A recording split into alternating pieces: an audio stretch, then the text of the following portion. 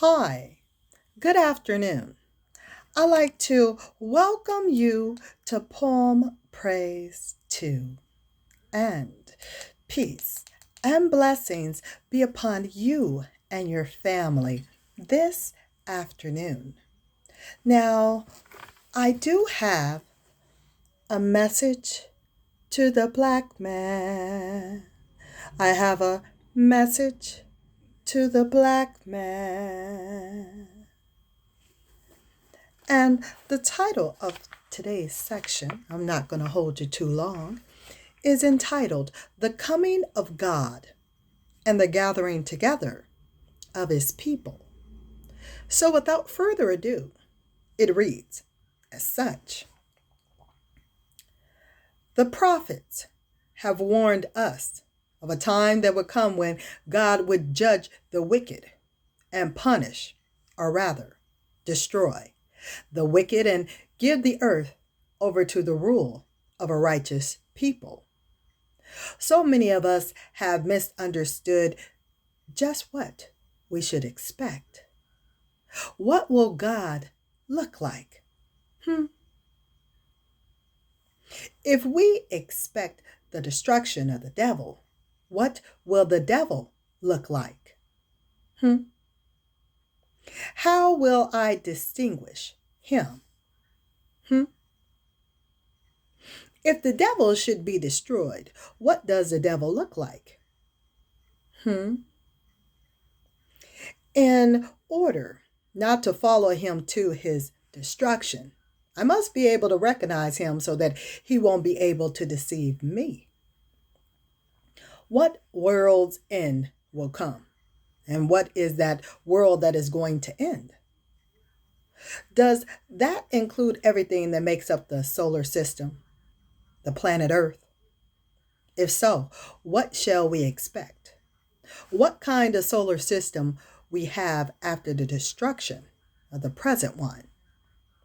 Think over these things. We must get down to the facts so that we can recognize them when they are presented to us. But you never question the first teacher. Shouldn't we be fair about this? Let us go after the thing right. If we want to give each teacher justice, we should start with the first one. When Moses began to preach to the Hebrews to make themselves ready to go out to another country that God had promised their fathers, on the condition that they believe and obey, here was the reply. Who made you a judge over us? Let us question this as they questioned Moses. Why didn't you question Pharaoh, who made you a judge over us? Question me with facts. If they did not question Pharaoh, why should they question Moses? Since Pharaoh didn't say that a God sent him. They should have made Pharaoh answer the question, who made you God over us? They were born under Pharaoh's teaching. Therefore, from the early existence, they believed in Pharaoh, right or wrong. They worshiped Pharaoh's God, and when Moses made himself present, they wanted Moses to give them a good knowledge of who had sent him and made him such a man. If today a Moses were in your midst, and he said, the God of your fathers has sent me, and the government of America has deceived you as to the knowledge of God, and has you indirectly worshiping them, wouldn't your reply be the same as the one given to Moses? That is right. You are asking me that. A man questioned me the other day when he said, you mean to say that you talk to God face to face? Where was Moses? And what time was that? What did the God have in mind?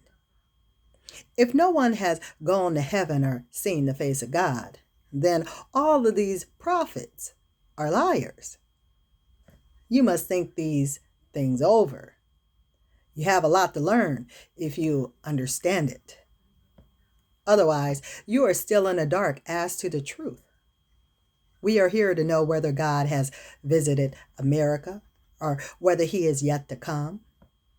The hour can come at any day because it is prophesied that it will come in any hour that you think not.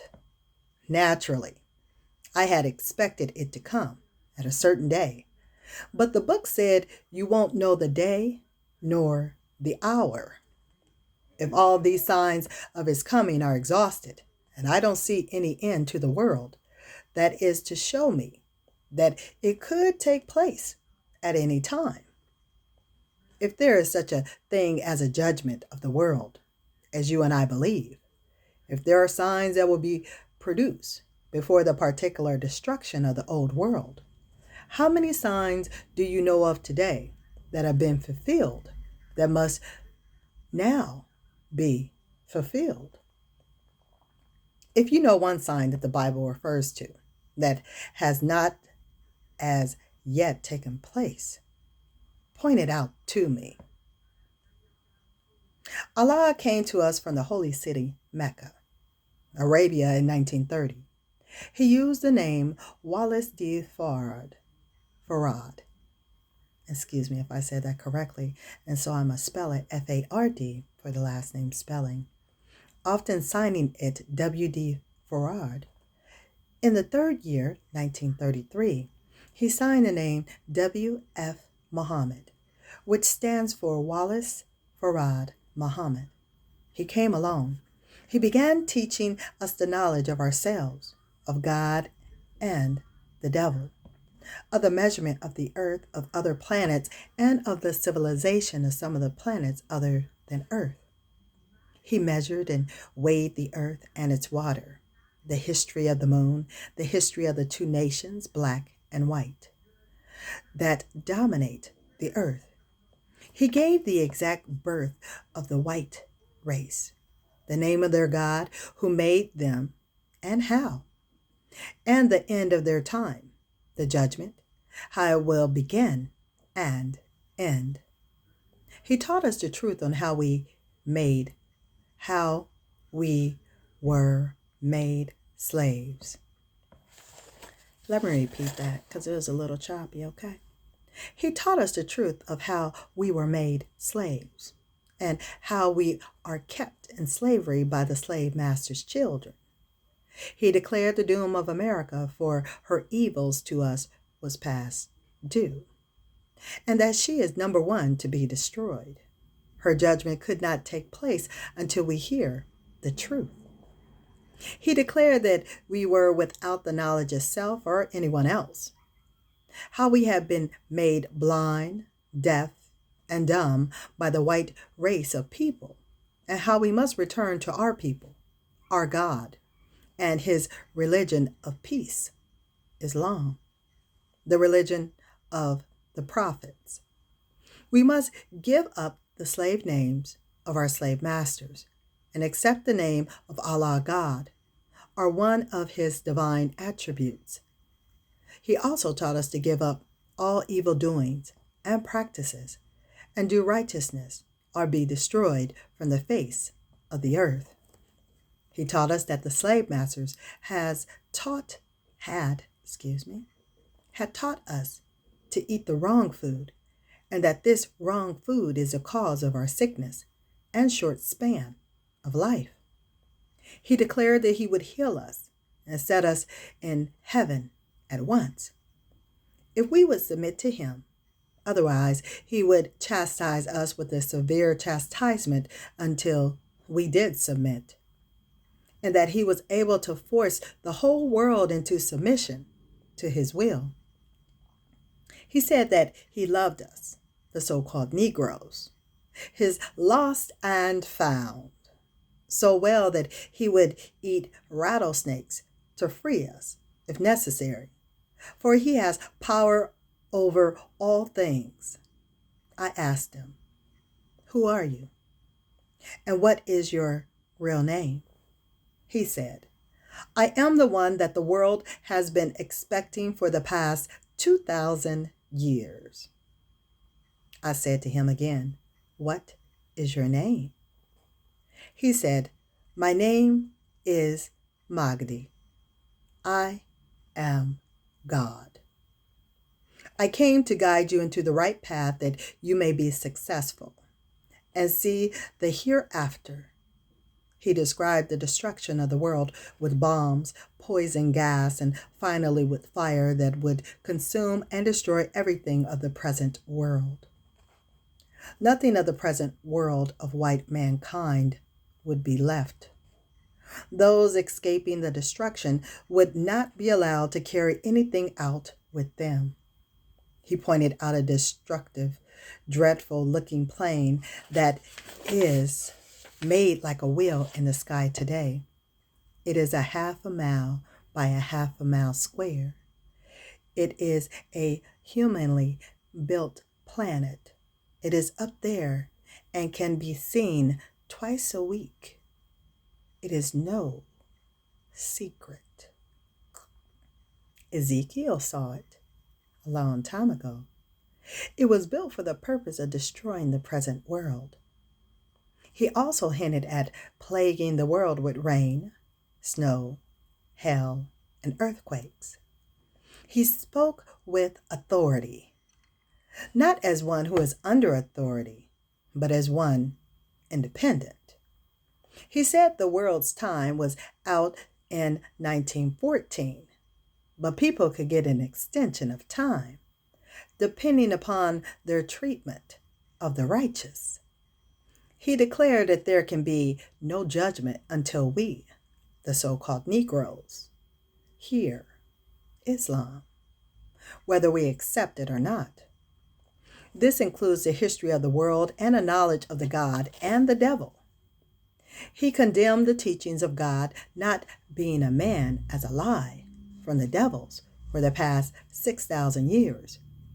He said that Christianity was a religion organized and backed by the devils for the purpose of making slaves of black mankind. I also bear witness that it certainly has enslaved my people here in America, 100%. He chose me to bear the message of life, Islam, to my people here. Islam is our salvation. It removes fear, grief, and sorrow from any believer, and it brings to us peace of mind, of contentment. The greatest hindrance to the truth of our people is the preacher of Christianity. He will not accept it, nor is he content to let others alone who are trying to accept the truth. He is the man who stands in the way of the salvation of his people. And as soon as the people awaken to the knowledge of this man in their way to God, freedom, justice, and equality, and stop following him, the sooner they will be in heaven while they live. And this does complete this section. I'll certainly give you a preview of the next section. It's going to be the coming of the Son of Man. So, I would like for you to hit the like button, subscribe, share, and hit the notification bell. You'll know when I'm coming with something new here on Poem Praise 2. But I certainly want for you to be safe, to be well, to be blessed, and it be at thy will. I'll talk with you soon. From me to you, it is Poem Praise 2. Signing out. Till next time. Later, y'all.